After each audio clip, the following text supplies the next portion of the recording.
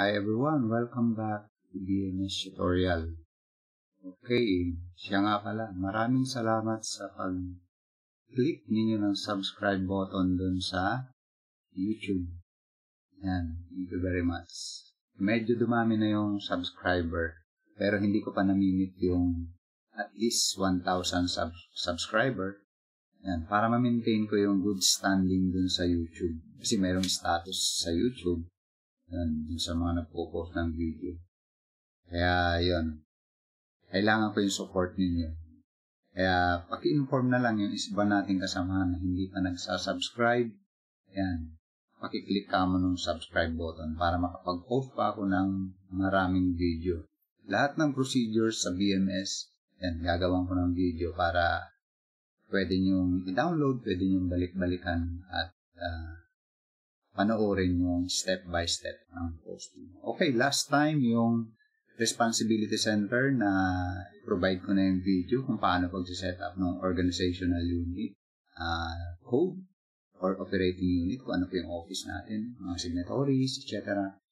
Then, yung pinaka-recent na video, yung how to set up the PAP and its corresponding releases.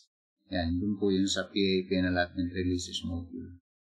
Yan, nagbigay ako ng example doon na isang obligational authority na reenacted at saka yung JAA. Then, nagbigay ako ng example na 10 million sa PS, sa JAA at saka sa MOE, 2 million. Ngayon, itong video na to, ang gagawin ko, ipo-post naman sa registry, sa RAW. Yan. I-breakdown natin yung 10 million, for example, yung PS, para makita natin yung detalye ng posting sa registry. Especially dun sa mga newly hired bookkeepers para maintindihan nila mabuti yung mga wala pang proper training kung paano yung posting na ginagawa sa registry. Para ma-avoid natin yung mga errors sa ating encoding. Okay? Umpisa na natin.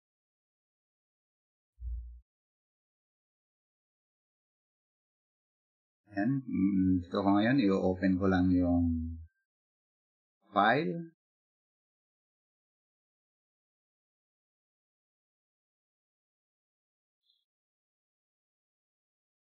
Ayan, i-click lang yung OK. The first time na i-open, within a day, click OK. Then, click po yung login. Kung ano yung password ninyo na ginawa, login lang, then press enter key. Okay, nandito ngayon tayo sa main menu or sa pinaka main panel ng BMS application. Okay, last time dito tayo sa registry. Yan, ipaliwanag ko na. Nag-set up na sa last video na mayroon tayong reenacted. Yan, nakaset up dito yung isang obligational authority. At dito sa ibaba, inilagay ko na rin yung JA para naka-reserve na siya. Once na ma-approve na po yung JA, yan, ito na yung gagamitin natin. Hopefully, ma-approve na yung JA. At naglagay ako ng example dito na 10 million at saka 2 million. Yan. PS and MOE. Yan. Ngayon, ang gagawin ko ngayon dito sa video na to, pupunta ako sa registry.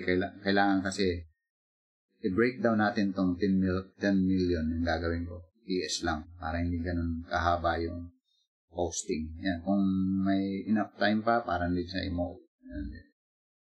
Okay. I-press lang click lang yung close form button. Then proceed tayo dito sa module number 2, sa Registry of Allotments and Obligation. Ayan, nandito na tayo ngayon. Dahil itong file ko ay wala pang transaction na makikita, ayan, scroll ko lang down dito sa right side. Ayan, makikita nyo, one record pa lang. Nag-uumpisa pa lang ako mag-encode.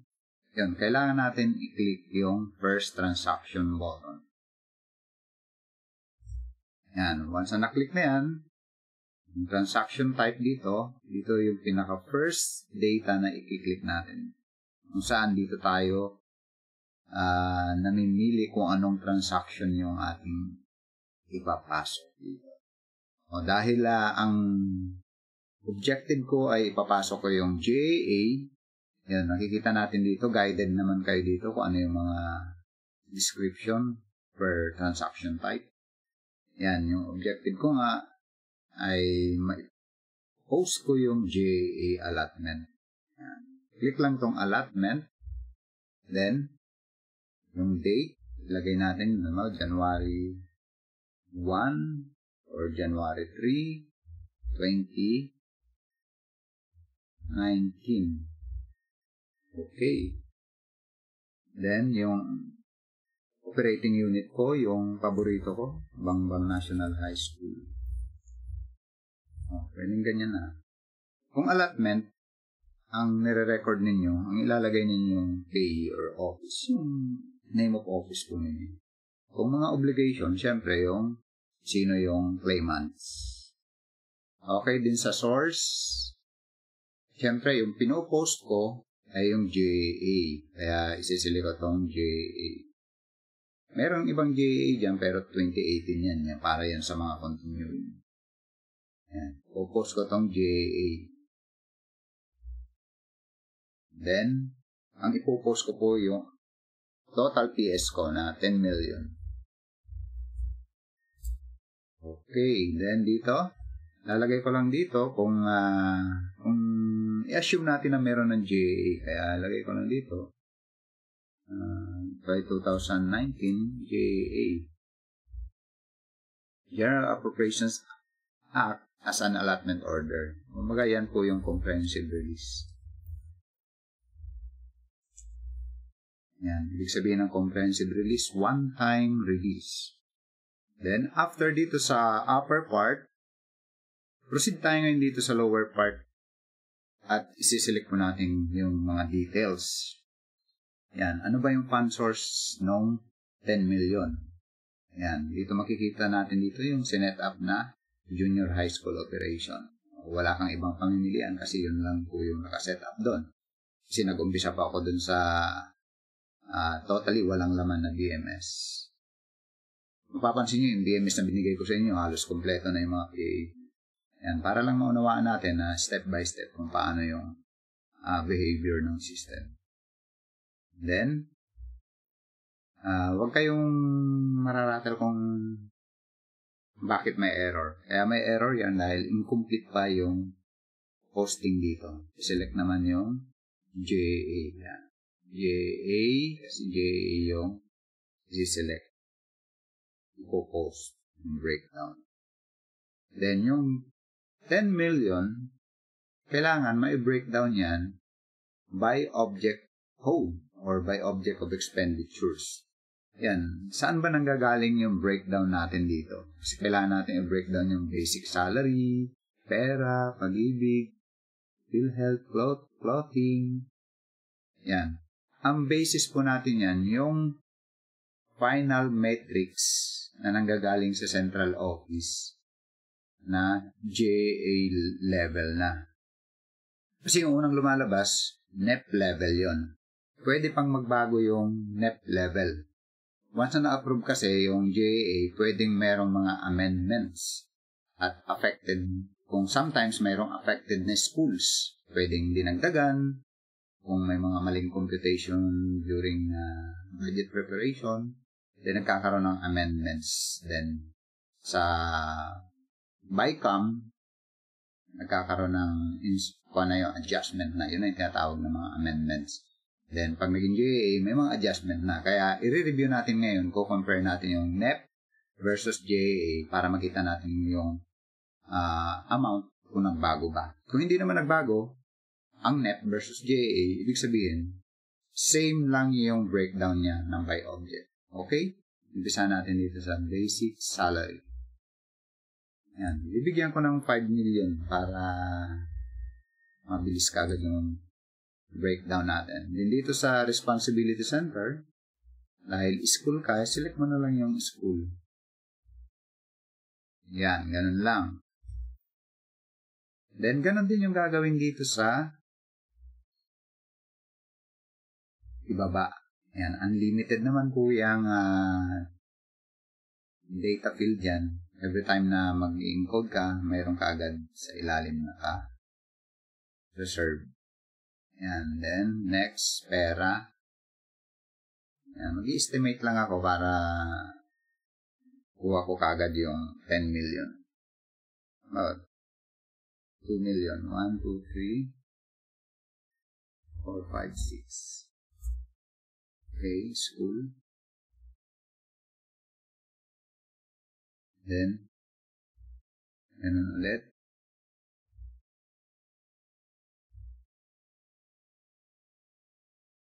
Naka 7 million na. Ito, 7 million.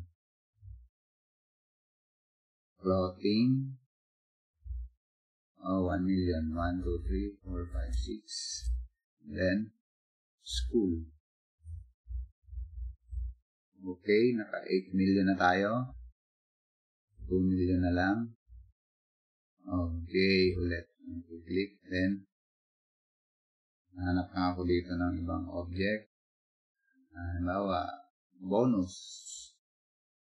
Lagay ko na lang yung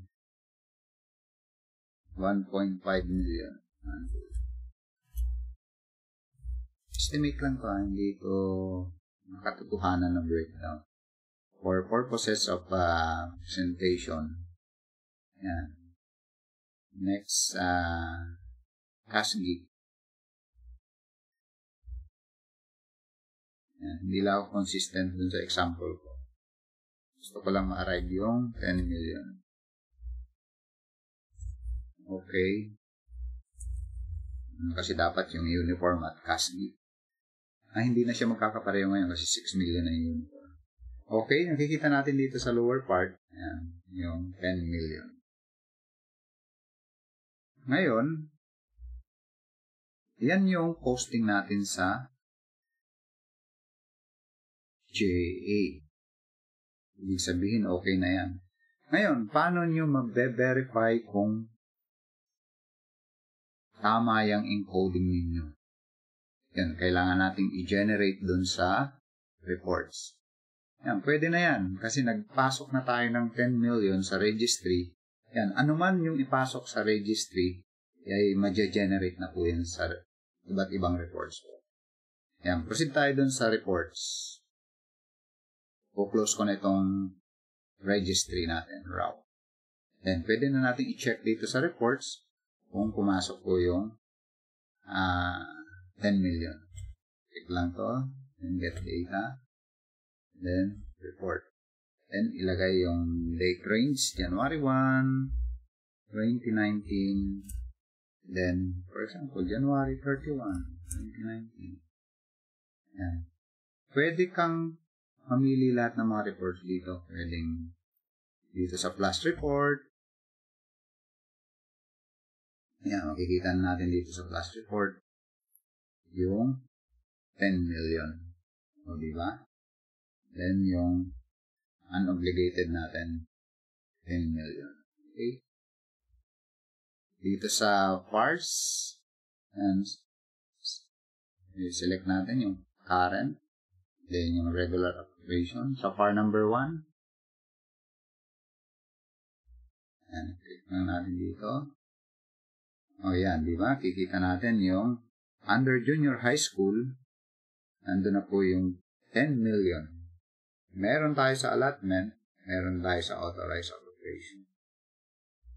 O, yan yung reports natin sa PAR 1. Then, dun sa PAR 1A, na summary, yan, makikita natin yung breakdown ngayon dun na by object. Ayan, yung 10 million. O, diba? Kita kagad yung reports. Kung naka-by PAP, ito kasi kapatid dito ni PAR 1. Yung PAR 1, naka-total by allotment plus. Pag gusto mo ng by object, pero naka-by PAP, ito yun. Dito kasi sa PAR 1A summary, yung format ng COA DBM Joint Circular, wala po yung PAP. Ito yung kapatid niya na naka-by PAP. Ibig sabihin, makikita mo na junior high school din siya. Ayan, junior high school. Then, ito yung breakdown niya ng salary, pera, clothing, casket. Okay. Yun yung mga reports. Lahat yan. Kung ano po yung mga report, pwede nyo na makita. Yan, dito sa bar graph, makikita natin kung may posting. Hindi gumagana to sa Microsoft Office 2016, yung bar graph. Sa 2007 MS Access, gumagana to. Okay. Vinalidate lang natin yung posting dun sa registry. Ganon din po sa MOE. Yan, balik lang tayo sa registry. Yung 2 million, ganon din yung gagawin natin. I-breakdown natin yung 2 million. Ito, nandito ngayon sa registry, ganito makikita natin. I-click lang yung add new record. Yan, din makikita ninyo. Pakita na si transaction. Then, same with PS, i-click lang po yung posting of allotment, JA. Then, ganun din siya, January 1, 2019. Okay. Then, Bangbang National High School. Yung source, JA. Ganun din gagawin dito. FY 2019 JA yan. Yung sabihin natin, PS for comprehensive release. Kayo na yung bahalang maglagay dito ng particulars. Yung 2 million. Ay, sorry, PS, MOE nga pala to. Yan. Nawawala ako sa aking ulirat. Nasa ibang universe kasi ako. Star Wars. Yan. Okay, ganun din gagawin. Junior high school. Then, JA. Then, select natin ngayon yung MOE. Yan. Transaction. Traveling expenses. Lagyan natin ng 50,000. 100,000. Then, dito. Type nyo lang yung S para mabilis. School. Then, ganun din dito. By the way, pwede kayo mag-copy-paste. Kanina, hindi ko pinakita yung copy-paste. Paano ba mag-copy-paste? Ayan. May pakita ko sa inyo, ha? Ganun lang muna tayo. Ayan, then, object, sunod na object, travel, training. Mag-provide tayo ng training na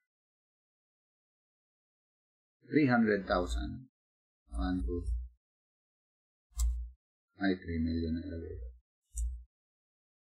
Ayan, 300,000. Okay, may 400,000 na tayo. Pwede kayo mag-copy-paste para mabilis. Ayan. Select lang to dito sa part na to. Ayan, i-highlight nyo lang po. Click ng mouse, left button, then sa keyboard, pindutin nyo yung Ctrl-C. Ayan, then nasa memory na yon. Click yung destination. Dito, wala. Ito yung destination. Highlight yan, then Ctrl-V, victory. Ayan. Diba? Pareho siya. 300, 300. And, i-replace nyo lang to ng object kung ano yung lalagay yung object. For example, office supplies. Ayan. Lagay ko sa office supplies, 600,000. Okay. May 1 million na. Nasa memory pa yon. Pwede nyo uling i-copy-paste. Kumbaga, nasa memory pa yon. Kaya, hindi pa kayo attempt mag-copy ng ibang data. Yung pa rin yung nasa memory. Ctrl-V ulit. Yan. Training. 300. Palitan natin. Lagay natin ano yung sunod. Fuel. Lagay tayo ng fuel dito. Mga 100,000. Mayroon kayong sasakyan. O di, naka 1 million pa na tayo, 100. O ganun lang hanggang matapos ninyo yung 2 million. Then, ano pa yung ibang object? Hanap tayo na ibang object. Electricity o water.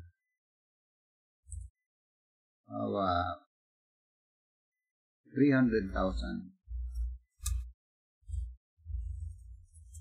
Ayan, naka 1.4 na. Ayan, i-copy ko lang yan. Control C. Then, destination, Control V. Electricity naman. Electricity. Then, gawin ko tong 600,000 para tapos yung 2 million. O, okay? 2 million na siya. O, ganun lang siya ang pagiging code nung by object. Siguro malinaw naman yung pinagagawa ko rito. Nabubuyoy. Nabubulol tuloy ako. And okay? I-validate ko ulit natin kung makikita siya sa reports. Dito tayo sa reports generation. And kailangan makita natin yung ES and MOE. Sample, March 31. First quarter na. And sa flash report, kita nyo kagad dito, dapat meron yung PS MOE. Ito yung flash report natin. 10 million at saka 2 million MOE. Then, dun sa FAR 1 natin, dito rin sa gitna, pwede kayong tumingin, all fund sources yan. Ibig sabihin ng all fund sources, kasama yung agency specific, special purpose fund, including automatic appropriation. Dito kasi pag namimili tayo, sin-select natin kung ano yung particular criteria. Pinifilter siya. Dito, lahat yan. Ikita na kagad. Yan. Kita natin sa junior high school.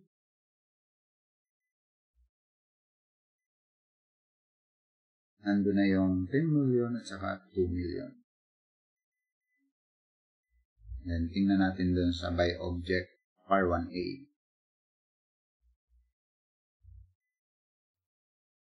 O yan, di ba? Yung PS and MOE.